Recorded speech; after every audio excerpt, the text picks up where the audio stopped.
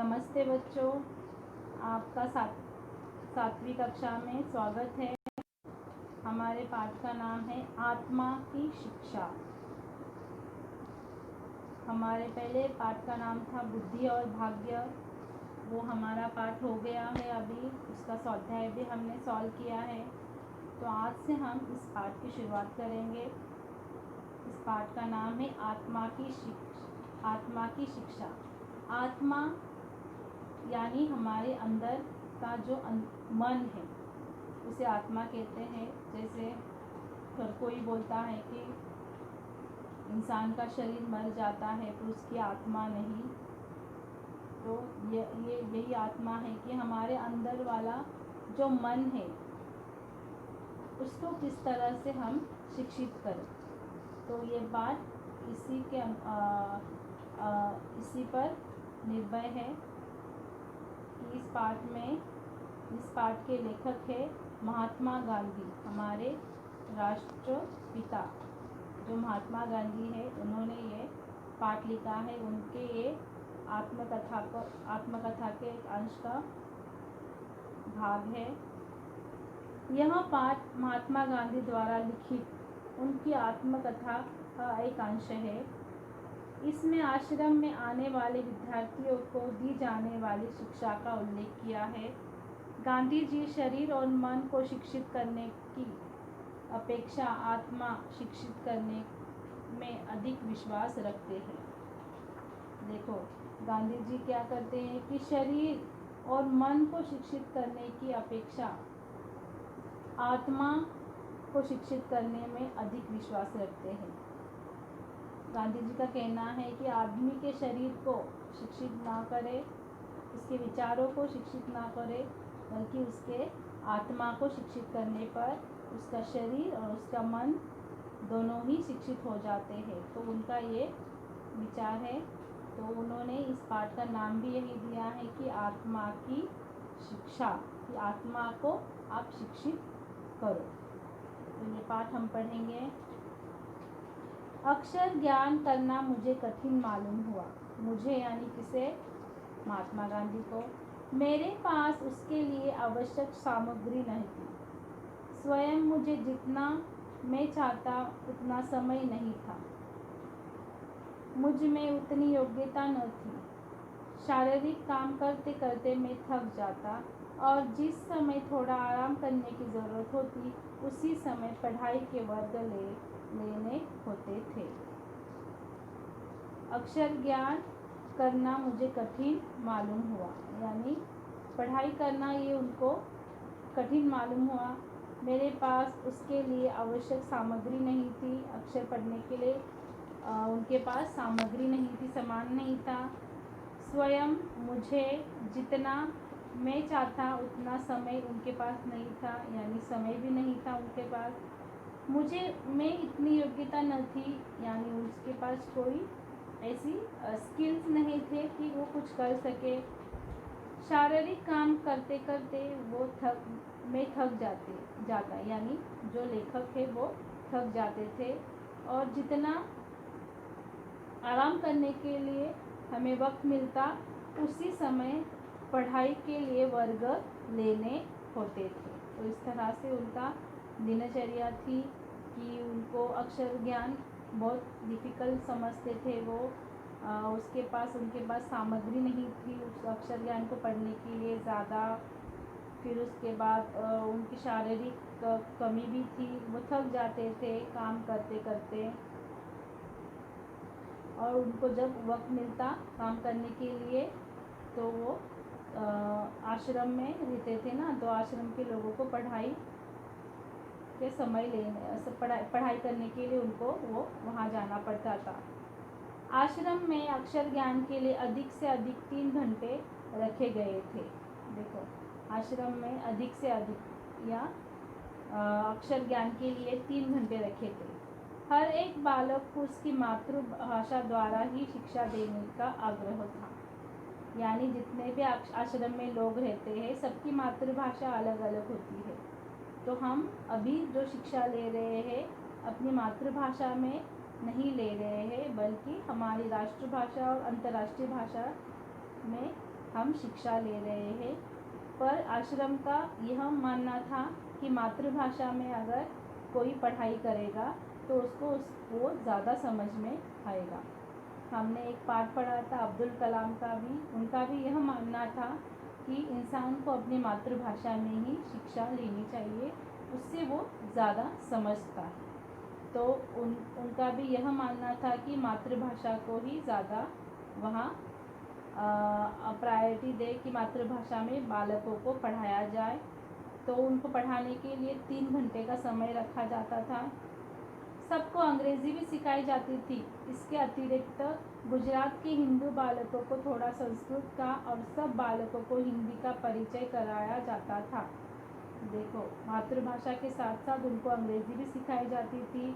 कुछ अतिरिक्त गुजरात के हिंदी बालकों को संस्कृत का ज्ञान दिया जाता था। उसके बाद हिंदी का परिचय भी करवाया जाता था। उसके बाद इतिहास, भूगोल और अंक गणित सबको सिखाया जाता था। यही इनका पाठ्यक्रम था। कैसे कैसे पाठ्यक्रम था कि पहले तो शिक्षा उनको उनकी मातृभाषा में दी जाए, उसके बाद अंग्रेज़ी भाषा, हिंदी भाषा भी उनको सिखाया जाता था। उनको पढ़ाने के लिए 3 घंटे का वक्त होता था। उसके बाद इतिहास, भूगोल और अंक गणित यानी मैथ्स भी पढ़ाया जाता था। यही उनका इस तरह से उनका पाठ्यक्रम था। आश्रम के सब बालक मुख्यतः निरक्षर थे।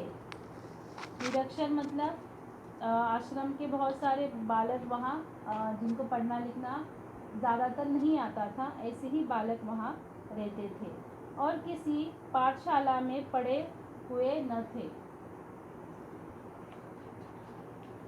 किसी पाठशाला में भी वो पढ़े हुए नहीं थे, वो निरक्षर ही थे। मैंने सीखते सीखते देखा कि मुझे इन्हें सिखाना तो कम ही है, ज़्यादा काम तो उनका आलस छुड़ाने, उनमें स्वयं पढ़ने की रुचि जगाने और उनकी पढ़ाई पर निगरानी रखने का ही था। तो वो जब पढ़ाते थे बालकों को, तब उनको ये पता चला कि यहाँ के बच्चे तो ज़्यादा पढ़े लिखे नहीं हैं और उनको पढ़ाई का भी इतना महत्व पता नहीं है। तो उन्होंने कहा कि मुझे इनकी पढ़ाई पे ज़्यादा नहीं ध्यान देना है, बल्कि उनका आलस तोड़ना है। उनको उनके अंदर स्वयं पढ़ने की इच्छा को मुझे जगाना है। मुझे उनके पढ़ाई पर निगरानी रखने का ही है कि किस तरह से उनकी रुचि और पढ़ाई में बढ़े। तो ये मुझे ज़्यादा उन पर ध्यान देना है, आश्रम के बच्चों पर। मुझे पाठ्य पुस्तक की आवश्यकता कभी प्रतीत नहीं हुई यानी ज़रूरत नहीं पड़ी कभी उनको पाठ्य पुस्तक की आवश्यकता। मेरे मतानुसार शिक्षक ही विद्यार्थी का पाठ्य पुस्तक है। महात्मा गांधी के मतानुसार जो शिक्षक है ना, वही विद्यार्थी का पाठ्य पुस्तक है। बच्चों, जैसे पाठ्य पुस्तक लेकर शिक्षक पढ़ाते हैं, तो उनका कहना है कि पाठ्य पुस्तक की ज़रूरत ही नहीं है और विद्यार्थी का शिक्षक ही विद्यार्थी का पाठ्य पुस्तक है। उन्होंने अपने मुंह से मुझे सिखाया था। उनकी सीखी हुई बातों का स्मरण आज भी बना हुआ है। देखो, जिन्होंने अपने मुंह से मुझे सिखाया था, उनकी सिखाई हुई बातों का स्मरण आज भी बना हुआ है। जिन्होंने महात्मा गांधी को सिखाया था, तो उनके जो मुख से निकली हुई हर बात महात्मा गांधी को आज भी याद है। बालक आँखों से जितना ग्रहण करते हैं, उसकी अपेक्षा कानों से सुनी हुई बातों का थोड़े परिश्रम से और बहुत अधिक मात्रा में ग्रहण कर सकते हैं। जैसे यहाँ दिया है कि बालक जितना आँखों से देखता है, उसकी अपेक्षा कानों से सुनता है और परिश्रम से हुए बहुत अधिक मात्रा के ग्रहण करता है। यानी पढ़े हुए से देखा हुआ यह बच्चों के ज़्यादा ध्यान में रहता है। जितना आप देखकर पढ़ोगे, उतना आपके दिमाग में रहता है। इस वाक्य का अर्थ है कि जिन बालक आँखों से जितना ग्रहण करता है यानी जितना देखता है, उसकी अपेक्षा कानों से सुनी हुई बातों को थोड़े परिश्रम से और बहुत मात्रा में ग्रहण कर लेता है। जैसे वो अगर कोई वहाँ नाटक हो रहा है या आप वीडियो देख रहे हो, तो आपका जो देखना है वहाँ ज़्यादा इफ़ेक्ट होता है, बल्कि अगर आपकी टीचर वहाँ बोल रही है और सुन रहे हो तो ये कम इफ़ेक्ट होता है। तो इस वाक्य का यह अर्थ है, विद्यार्थियों के शरीर और मन को शिक्षित करने की अपेक्षा उनकी आत्मा को शिक्षित करने में मुझे अधिक परिश्रम करना पड़ा। तो यहाँ दिया है कि विद्यार्थियों के शरीर और मन को शिक्षित करने के पहले मुझे उसकी आत्मा को शिक्षित करने के लिए मुझे उसके लिए बहुत अधिक श्रम करना पड़ा। उसके बाद, मैं जानता था कि उन्हें अपने अपने धर्म ग्रंथों का साधारण ज्ञान होना चाहिए, इसलिए मैंने यथाशक्ति इस बात को व्यवस्था की थी कि उन्हें वैसा ज्ञान मिल सके। तो वो समझते थे कि बच्चों को अपने अपने धर्म ग्रंथ का साधारण ज्ञान होना चाहिए, अपने अपने धर्म में क्या क्या हुआ है, किस तरह से ये धर्म का जन्म हुआ है। तो ये सारे बच्चों को अपने धर्म के बारे में पहले जानना ज़रूरी है, इसीलिए उन्होंने उसकी पूरी व्यवस्था की थी। इसीलिए वहाँ प्रायोरिटी किसको दी थी कि अपने मातृभाषा से सीखने के लिए उन्होंने वहाँ प्राधान्य दिया था।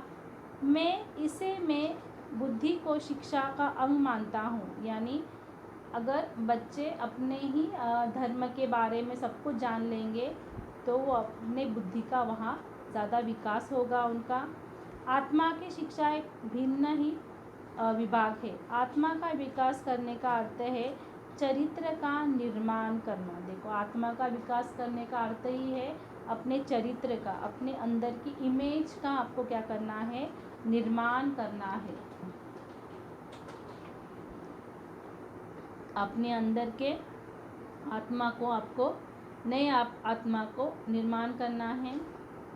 ईश्वर का ज्ञान पाना, आत्मज्ञान प्राप्त करना, यानी ईश्वर अपने अपने धर्म के बारे में आप पढ़ोगे तो आप अपने ईश्वर को भी जान लोगे और ईश्वर ने किस तरह से लोगों को सीख दी है वो भी जान सकोगे, तो आपका आत्मज्ञान आपको प्राप्त होगा।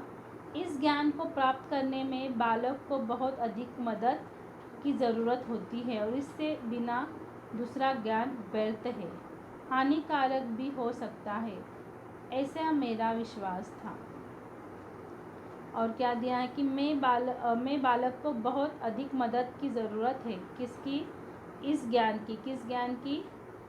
अपने धर्म ग्रंथों की या ईश्वर की ज्ञान की, और इसके बिना दूसरा ज्ञान व्यर्थ है। पहले बच्चों को अपने ईश्वर, अपने ग्रंथों का ज्ञान देना ज़रूरी है, इसके ज़रिए ही वो और दूसरा ज्ञान हासिल कर सकता है।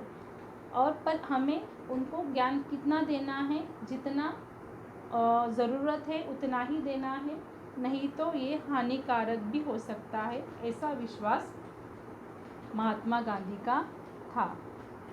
तो किस तरह से उन्होंने यहाँ बताया है कि बच्चों को क्या क्या करना चाहिए, कि वो एक आश्रम में रहते थे, फिर आश्रम में वो काम भी करते थे और बच्चों को शिक्षा भी देते थे।